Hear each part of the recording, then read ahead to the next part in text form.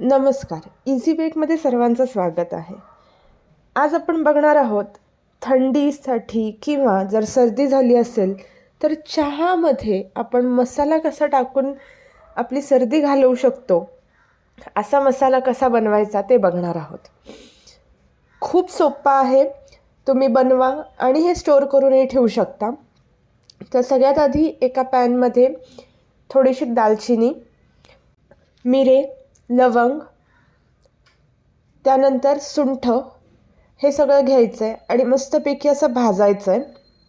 छान एक 2 ते 3 मिनटं भाजून झालं की हे मिक्सरच्या भांड्यात टाकायचं आहे, थंड करायचं आहे. ह्याच्यामध्ये थोडी बडीशेप पण टाकायची आहे भाजताना.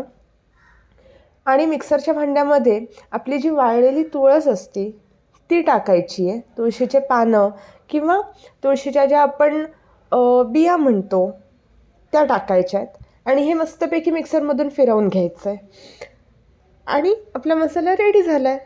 हा मसाला एकदम किंचितशा अमाऊंटमध्ये एक छोटासा चमचा तुम्ही जर रोज चहामध्ये टाकून घेतला, गॅरंटीने तुमची सर्दी किंवा थंडीसाठी तर हा एकदम मस्त मसाला बनतो चहाचा. तर तुम्ही पण बनवा आणि रोज प्यात गरमागरम चहा. चॅनलला लाईक आणि सबस्क्राईब करायचं विसरू नका.